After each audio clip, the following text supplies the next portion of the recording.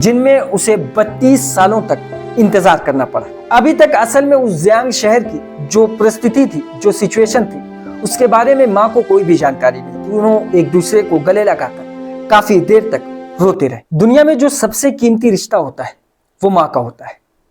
माँ के रुतबे को लेकर बहुत सारी फिल्में बनती, बहुत से ऐसे रियल लाइफ इंसिडेंट्स होते हैं जिसमें ये देखने को मिलता है कि माँ अपने बच्चों के लिए क्या कर गुजरती। बहुत सी ऐसी कहानी हमें बचपन में सुनाई जाती जिसमें माँ के रुतबे की जो अहमियत है वो बताई जाती है। आज की इस कहानी में भी आपको देखने को मिलेगा कि किस तरीके से एक माँ अपने बच्चे के लिए क्या कर गुजरती, किस तरीके से वो स्ट्रगल करती और 32 साल के बाद कैसे अपने बच्चे तक पहुंचती। इन 32 सालों में वो क्या खोती है, क्या पाती है, क्या क्या मुश्किलात उसके सामने आती, ये सारी चीजें इस कहानी में। कहानी की शुरुआत उस वक्त होती है जब चाइना में एक कानून बनता है। कानून ऐसा कि जिसके पास भी चाइना की नेशनलिटी, वो एक से ज्यादा बच्चे नहीं पैदा कर सकता, सिर्फ एक बच्चे। ये कानून इसलिए बनाया गया था ताकि जो चाइना की पॉपुलेशन वो थम सके। इसमें कुछ छूट दी गई थी उन लोगों को जो देहात के रहने वाले थे, जो देहात में रहा करते थे। उनके लिए छूट ये थी कि अगर उनकी पहली औलाद बच्ची होती तो वो बेटा पैदा करने के लिए एक मरतबा और ट्राई कर सकते हैं, लेकिन इससे ज्यादा नहीं। यह नहीं हो सकता कि आप बेटा पैदा करने के लिए लगातार पैदाइश पे पैदाइश करते जाए। इसी माहौल में एक माँ एक बच्चे को जन्म देती। बच्चा एक बेटा होता है, उसका नाम माँ और बाप बड़े प्यार से जया जया रखते हैं। जया जया की माँ, जिसका नाम जेंगजी होता है, जेंगजी जियांग शहर की रहने वाली थी। बेटा 1.5 साल का होता है। माँ बाप रोजाना उसे चिड़ियाघर और पार्क में लेकर जाकर घुमाया करते थे। माँ बाप का जो शेड्यूल था वो ये था कि वो दोनों काम किया करते थे। उनका अलग अलग काम था, अलग अलग कंपनियों में काम करते थे और जिस वक्त वो काम पर जाया करते थे उस वक्त वो अपने बच्चों को चाइल्ड केयर होम में छोड़कर चले जाया करते थे। शाम को जब वो अपने काम से छूटते तो वो अपने बच्चे को अपने साथ घर लेकर जाते। माँ जेंगजी अपने बच्चे को काफी प्यार करती, उसके साथ खेलती। ये सिलसिला काफी वक्त तक चलता रहा। बच्चा 2 साल का हो जाता है। एक वक्त आता है जब जो बाप होता है वो अपने बच्चे को चाइल्ड केयर होम में छोड़कर जाता है काम पे और शाम को उसे वापस लेने के लिए चाइल्ड केयर होम जाता है, वहां से वापस लेता है और रास्ते में एक अपने रिश्तेदार के यहाँ जाकर वो उसे कुछ वक्त के लिए रोकता है और पानी पिलाता है। इस दौरान जो जेंगजी थी, जो माँ थी इस बच्चे की, वो अपने किसी काम के सिलसिले में एक दूसरे प्रदेश में गई हुई थी। उसका काम यह था कि जब भी जो फसल कटने का मौसम आता, जो महीना आता, उसमें वो व्यापारियों से जाकर मुलाकात करती थी, उनसे माल को खरीदती थी। यह सिलसिला हमेशा का उसका रहता था। इस दौरान भी वो किसी काम के लिए दूसरे प्रदेश में गई थी और उसे वहां पर एक टेलीग्राम पहुंचता है जिसमें उसको ये सूचना दी जाती है कि एक इमरजेंसी, वो फौरन वापस आ जाए। ये सुनते ही, ये पढ़ते ही वो फौरन उस प्रदेश से जियांग शहर में चली आती है। यहाँ आने के बाद उसके मैनेजर ने उससे बताया कि जो उनका बेटा है, जिसका नाम जया जया है, वो लापता हो चुका है। जिसके बाद वो अपने पति से बात करती। पति इसके पीछे की पूरी कहानी बताता है। कहानी ये होती है कि जब वो अपने रिश्तेदार के होटल पे जाकर उसे पानी पिलाता है, इस दौरान जब वो पानी गर्म होता है तो उसे ठंडा करने के लिए वो अपने बच्चे से 1 मिनट के लिए थोड़ा बेजार हो जाता है, उसकी तरफ नहीं देखता। इस 1 मिनट के बीच जब वो वापस मुड़ता है तो देखता है कि उसका बच्चा गायब है। अब इसके बाद माँ ये सोचती है कि हो सकता है कि बच्चा किधर चला गया होगा, हो सकता है कि वो शाम तक मिल जाए, रात तक मिल जाए, या किसी को भी अगर वो बच्चा मिलेगा तो वो हमें पहुंचा जाएगा। अभी तक असल में उस जियांग शहर की जो परिस्थिति थी, जो सिचुएशन थी, उसके बारे में माँ को कोई भी जानकारी नहीं थी।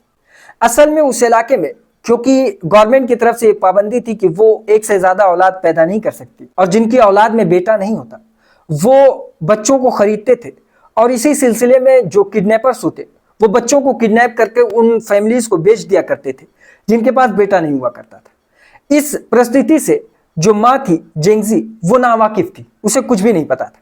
वो इंतजार करती है, हफ्ता भर बीत जाता है। हफ्ता भर बीतने के बाद जब उसका बेटा उसके सामने नहीं आता, ना तो कोई उसे पुलिस स्टेशन लेकर जाता है, तो जाकर वो सिचुएशन को भांपती, वो इस मामले को सीरियस लेती, जिसके बाद सबसे पहले वो उसका जो रद्द-ए-अमल होता है वो अपने पति पर क्लेम करती कि इसकी जिम्मेदारी थी, इसी ने गायब किया या इसके ऊपर बहुत सारे इल्ज़ाम उसने लगाए। इस मामले में कुछ वक्त के बाद उसको ये एहसास हुआ कि ये वक्त उनका आपस में लड़ना नहीं बल्कि अपने बच्चे को साथ मिलकर खोजना है। इस सिलसिले में वो दोनों एक दूसरे से कॉम्प्रोमाइज़ करते हैं, वो अपने बच्चों की तलाश करते हैं। लेकिन काफ़ी वक्त गुजर जाता है, 4 साल बीत जाते हैं और इन 4 सालों में एक घटना ये घटती कि जेंगजी और उसके पति का डिवोर्स हो जाता है। अब ये दोनों अलग हो जाते हैं, लेकिन इस दौरान भी जेंगजी अपने बच्चे को खोजने के लिए एड़ी से चोटी तक का जोर लगा देती। वो अलग अलग शहरों में जाती, पुलिस ऑफिसर से मुलाकात करती, उनसे पूछती, लेकिन ये सारा कुछ करने के बावजूद उसको उसके बच्चे की कोई भी जानकारी नहीं मिलती थी। वो काफ़ी परेशान रहने लगी।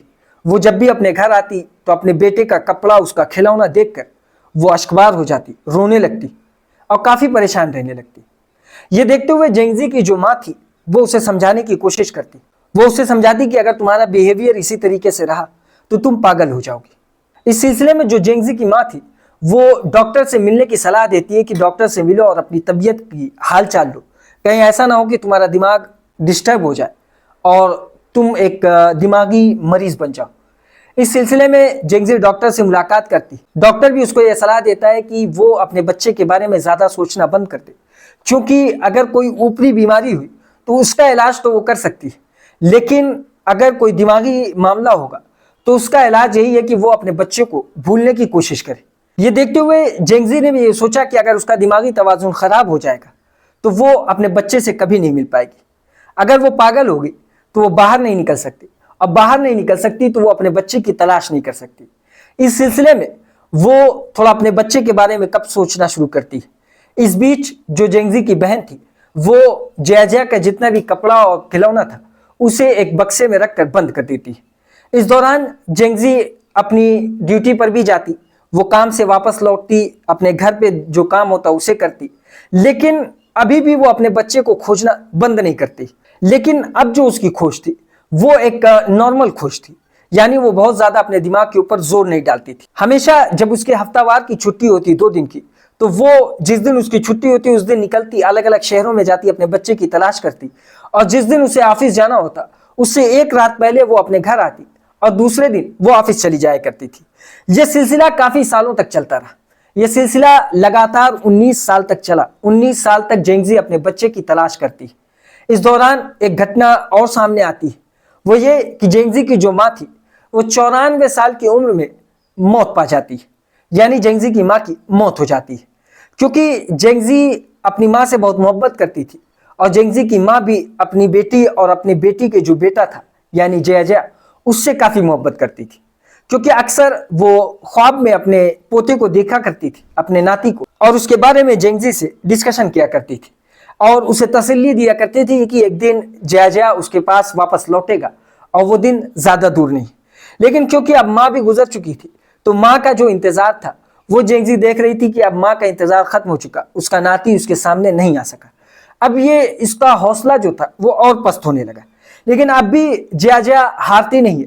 वो एक ऐसी संस्था से जुड़ जाती है जो संस्था लोगों को गुम हुए बच्चों से मिलाया करती थी, यानी जिनके भी बेटे गायब हो जाती वो उनसे मिलाने की कोशिश करती है। अलग अलग ट्रिक से, अलग अलग तरीकों से वो अलग अलग शहरों से राब्ता करके बच्चों को मिलाया करते थे।